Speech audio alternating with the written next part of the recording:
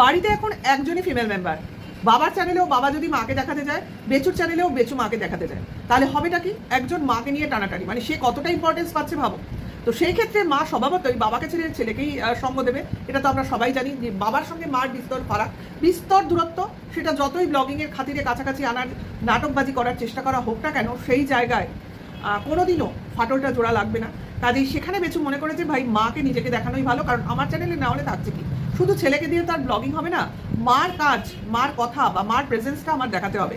মাঝখান থেকে মাও মনে করেছে এটাই বেটার, কারণ অন্তত স্বামীর কথায় চলতে হবে না, ছেলের কথায় চলাটা বেটার, এবং সেখানে প্রচারটাও বেশি পাওয়া যাবে, তাই না? তো সেই জায়গা থেকে হয়ে গেছে মার পায়া ভারী, এবং মা মনে করছে ভাই বউ গিয়ে তো আমি বিশাল স্বর্গ হাতে পেয়েছি। কাজেই এই প্রয়োজনটা যদি আমি আগেই বুঝতে পারতাম, মানে এই ব্লগিং চ্যানেলটা যদি আগে তার মেয়ে তাদের দেখিয়ে দিত, তাহলে ছেলের বিয়ে দেওয়ার প্রয়োজনই হতো না। হ্যাঁ, বংশধরের তো দরকার ছিল, তো সেক্ষেত্রে হয়তো পরে ভাবতো।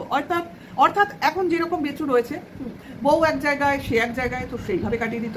যাই হোক, সেটা কথাটা তোমরা যেভাবেই ধরো না কেন, কিন্তু কথাটা তো রটছে, কতটা কিছু ঘটছে বলে কিছু রটছে। হ্যাঁ, যা ঘটে তার পুরোটাই রটে না, বা যা রটে তার পুরোটাই ঘটে না, হয়তো কিছু ঘটে, এবার সেটাকে বাড়িয়ে চাড়িয়ে 100 ভাগ করে তারপর দেখানো হয়।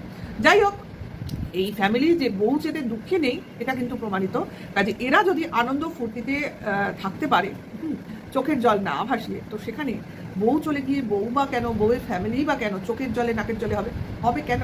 এমনিই তো এই যা শ্বশুর বাড়ি তার ঠেলায়, তাদের কন্ট্রোভার্সির জ্বালায় জীবন কাটানোই জের ভার। যাই হোক, কন্ট্রোভার্সি বাদ দিলে তাদের জীবনে সেরকম কোনো প্রবলেম নেই, তো সেই প্রবলেমটাকে সাইডে সরিয়ে তারা এমনি ভালোই আছে। কাজে সেই জায়গা থেকে এইটুকু আমরা বুঝতে পারছি যে এই ফ্যামিলিটা আর যাই হোক আদার্স মেয়েকে বাড়িতে এন্ট্রি দেবে না। অবশ্য এটা খুবই একটা ন্যাচারাল ঘটনা, যে বাড়ির নিজের মেয়ে বাড়িতে জায়গা পায় না, সেখানে পরের মেয়ে কী করে এই বাড়িতে জায়গা করে নিতে পারবে? অন্তত বেচুর মা যতদিন আছে, ওই 2-1 দিন, তার বেশি না।